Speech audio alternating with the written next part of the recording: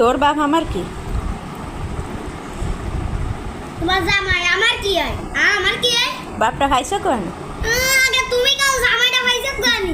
যেহেন দেই ভাই বাপটা খাইছো কোন? তুমি আগে কাও জামাই পাইছো কোন? বাবা দেই বলেই তো খাতি পারো নাই তো খাবা কি রে? চলবা কি রে? তা আমার জামাই আমারে খাবে না?